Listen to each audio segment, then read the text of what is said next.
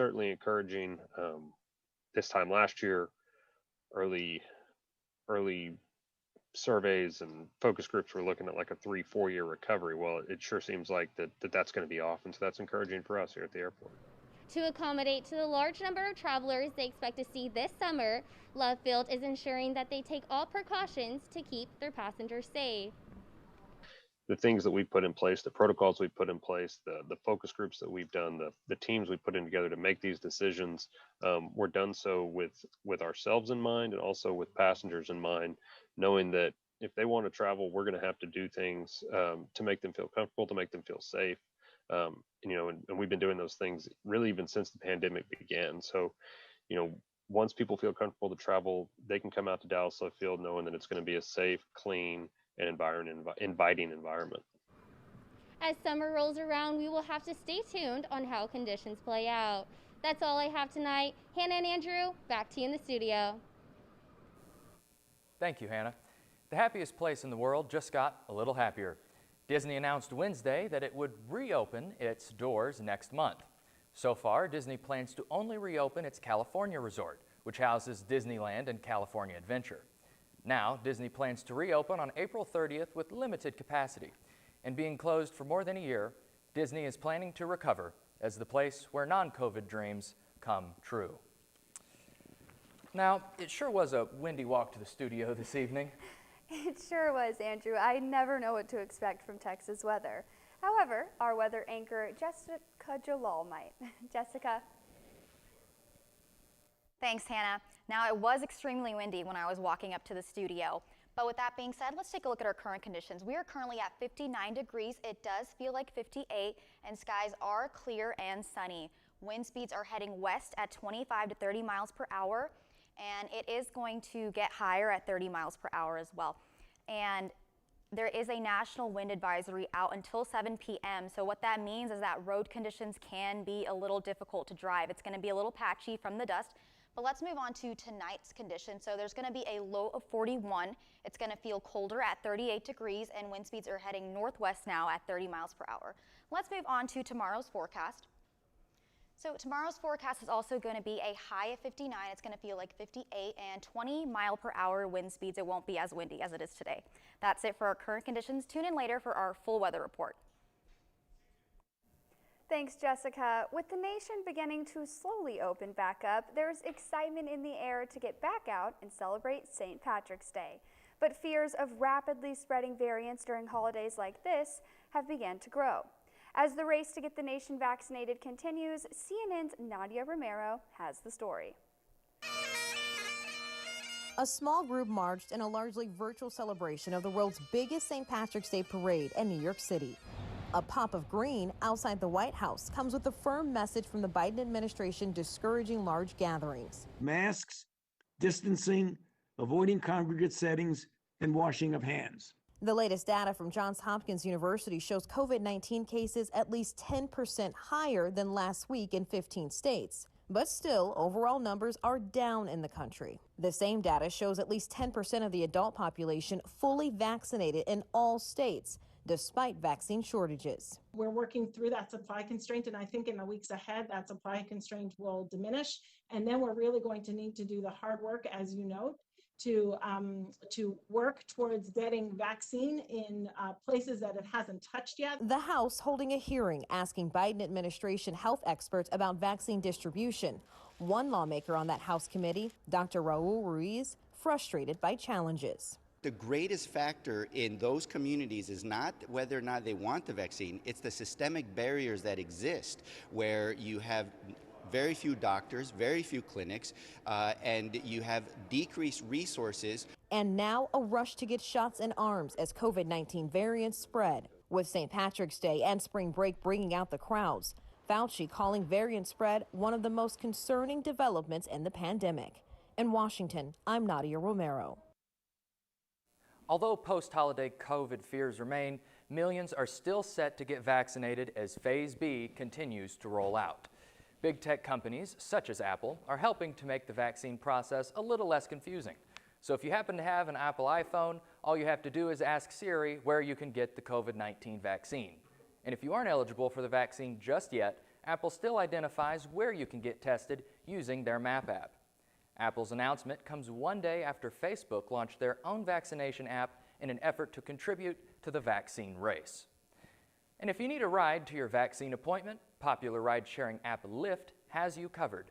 They've just announced a new program to let users book a ride or fund a ride for someone else. Nonprofit organizations like the United Way and the NAACP will help identify people that need the shot. They will help prioritize at-risk people from low-income communities, minorities, and seniors. Major corporations such as Hilton, Delta Airlines, and Chase are also partnering with Lyft to offer incentives that members can contribute to. They hope the combined efforts will help support the communities that need it the most and contribute to the vaccine access. Hannah? Thanks, Andrew. When we come back, we'll introduce you to an eagle who's making history. And why a New York-based business company has business interests in Denton.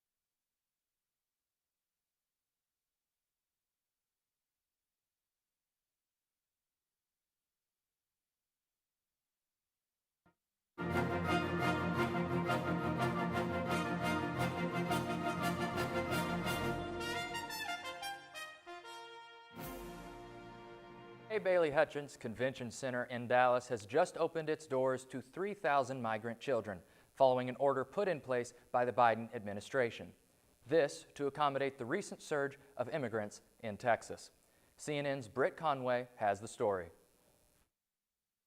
Tens of thousands of people making the dangerous journey to the U.S.-Mexico border.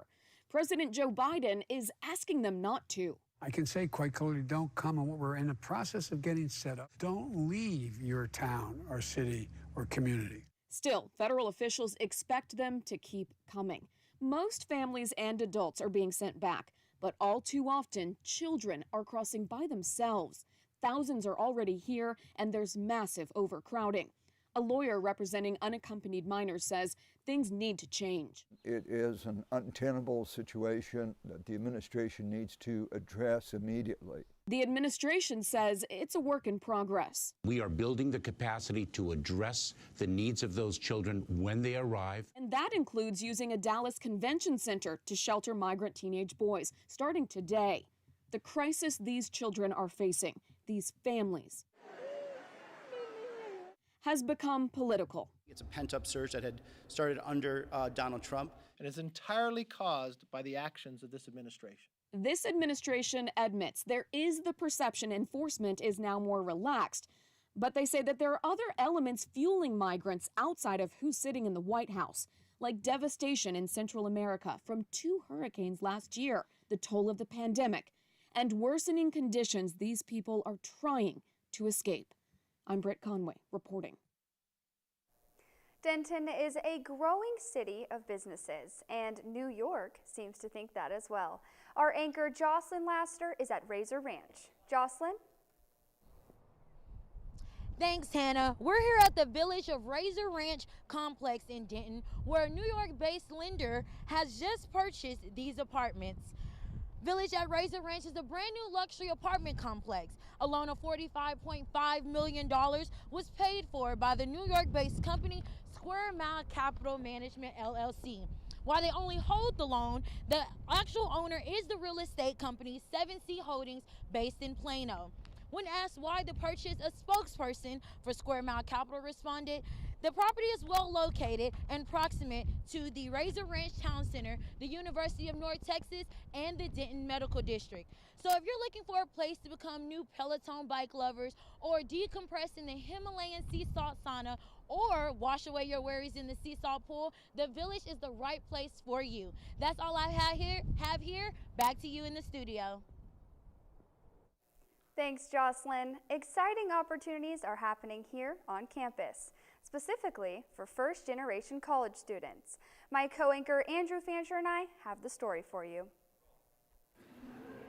The COVID-19 pandemic has been hard on many students. For first-generation college students, an entirely online experience was an added obstacle while trying to navigate through college. UNT Student Affairs decided to create a space for resources and opportunities catered directly towards these students, calling it the First Generation Student Success Center. And so the programs and services may be in the forms of workshops, presentations, one-on-one advising, not in the traditional advising sense, more of like case-by-case based on student needs. The Student Center hosts different virtual workshops every week. Each workshop highlights a different area of interest for first-gen students. Additionally, there's going to be a heavy emphasis on financial education, financial literacy, a better understanding on financial aid and scholarships and how to navigate those systems. Staff member Brandon Kitchen explains that there is more to gain than just educational resources. But we really want to revive the energy that's been missing for a year and a half. So when you guys come, just really be yourself, be open-minded to conversations, and make your new connections. I promise you it'll be so worth it, and the programs and the process will be even better. UNT Student Affairs takes pride in representing all types of students. So it was just a matter of time for first generations, considering they make up about 42% of students at UNT. So we definitely know how hard that transition can be into college and then seeking it through. That's another huge struggle. So we really are dedicated to seeing them become that first person in their family to make such a historic accomplishment.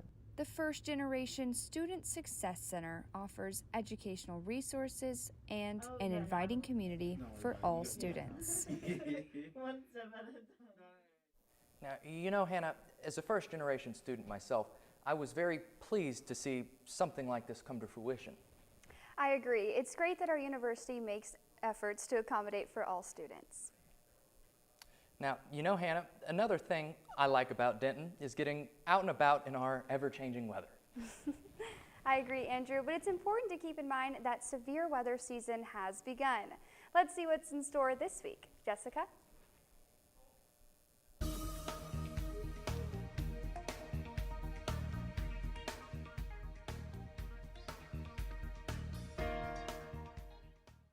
Thanks, Hannah and Andrew. So I do have good news with the weather coming up later, but right now we're going to look at our current conditions across North Texas. So we have 59 degrees in Denton, Texas, and around us we have similar temperatures across North Texas. We have 65 degrees in McKinney. If you're heading to Dallas, it's 64 degrees. Fort Worth is 58 degrees. Let's move on to our state map and look at our temperatures there. So across the state, we have 75 degrees in Austin and 79 degrees in Houston. Further up north in Amarillo, we have 39 degrees and 56 degrees in Abilene. Now let's take a look at our full weather forecast. So the high for today is going to be 64 degrees and the low is going to be 41. For the weekend and starting tomorrow, we're going to have sunny, clear skies. And starting early next week by Monday, we're going to see some of those April showers starting a little early. But that's it for our full weather forecast. Back to y'all at the desk. Thanks, Jessica. Well, March is more than just basketball. It's also Women's History Month. And today we highlight a 12-year-old native in Denton making history. ntTV's Kayla Holt has the story. Is there anyone that's not feeling comfortable yet? Because it's founded over 100 years ago, the Boy Scouts of America is still one of the largest youth organizations in the United States. String, my thumb is still there. Devoted in developing America's youth into strong-minded leaders, the Boy Scouts of America was known as the ultimate boys club. However, in February of 2019, girl power infiltrated the organization, marking a policy change allowing girls to form troops within the club. 12-year-old Ellie Tong describes how her brother inspired her to be a part of the Boy Scouts of America. Well, the first thing was that how much I saw, like how he was having fun with all of his friends and how much other people were having fun. And I used to always join him in campouts and join him in activities that his troop used to do.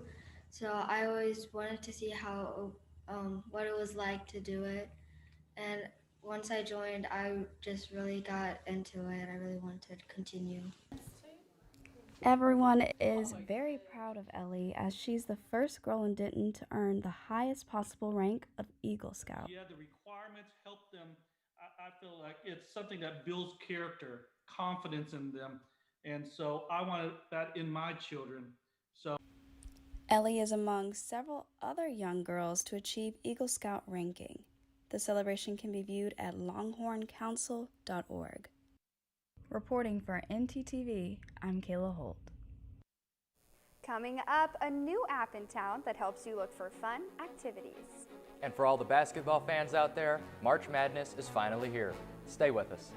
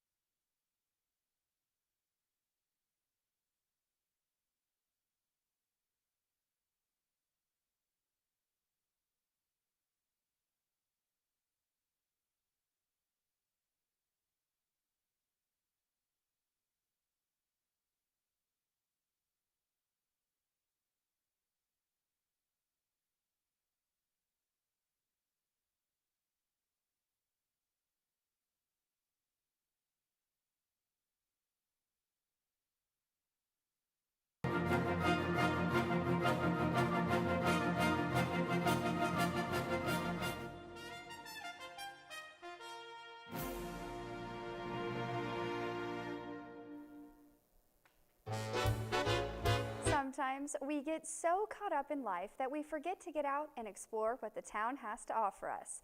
But that's changing. There's a new app that features everything Denton has to offer, and it will help guide you on your journey of discovery. ntTV's Emily C.A. has the story. Denton is home to around 140,000 people and is growing every year. For many people living here, Denton offers a dense suburban feel with all the amenities. If you want to learn a little bit more about the city and find some fun things to do, Discover Denton is the app for that. After downloading the app in the App Store, you can head to the homepage where you find many options. One of the options to choose from is the events. Under this tab, you will find the weekly events happening in Denton as well as a small description about the event. Next, you can go to the Tours tab where you find all of the fun and historical tours Denton has to offer. Each tour will guide you step by step. You can even choose events to add to your plan and plan a fun outing for family, friends, and people who like to discover new things. Finally, because of Denton's versatility, you can head to the Things to Do tab to find what celebrations or other historical events are happening around the city. Overall, Denton has a huge list of things to choose from, which is why it's such a growing city. Finding things to do around Denton is so easy when you use the Discover Denton app. You can safely plan a COVID-friendly day or even a week of fun. But if you want to know more about the history of Denton or even have someone help you in person, head to the Discover Denton Visitor Center on the square. This is Emily C. reporting for ntTV. We're in the middle of March, and it's time for Madness to start. Many collegiate teams all over the country made their way to Indianapolis and search for that elusive championship.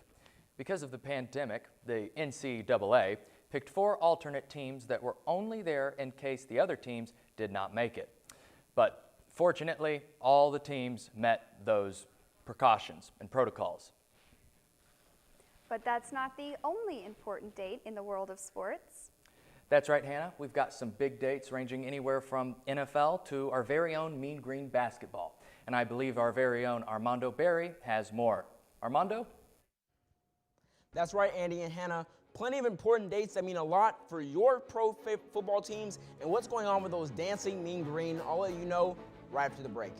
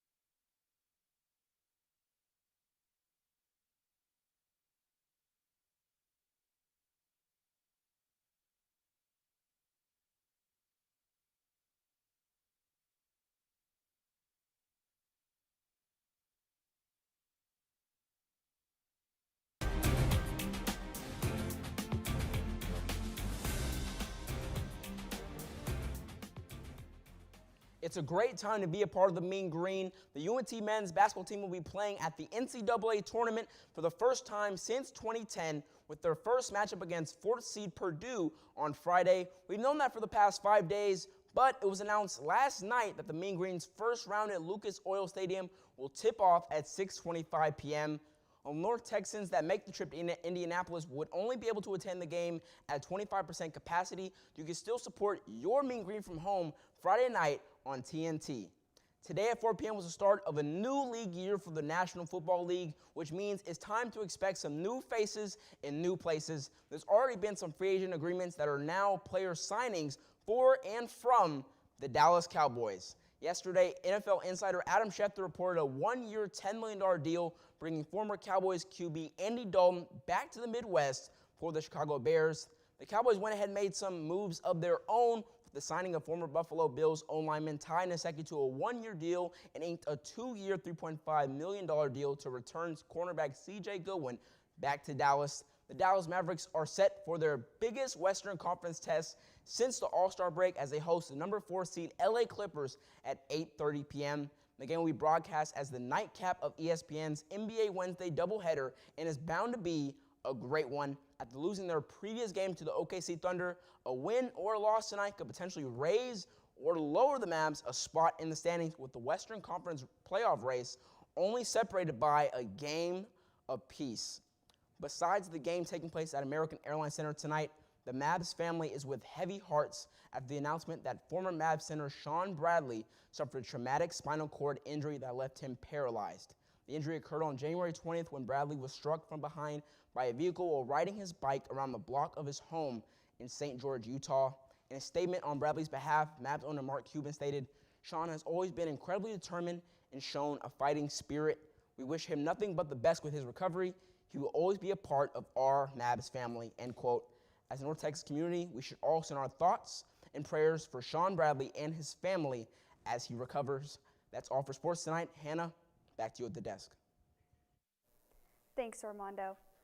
You know, it's not every day that you get to meet a real-life superhero. However, Denton residents are fortunate to have Spider-Man roam the city streets. CNN's Cammie Farrell sat down with Spidey and asked him why he chose to protect our town.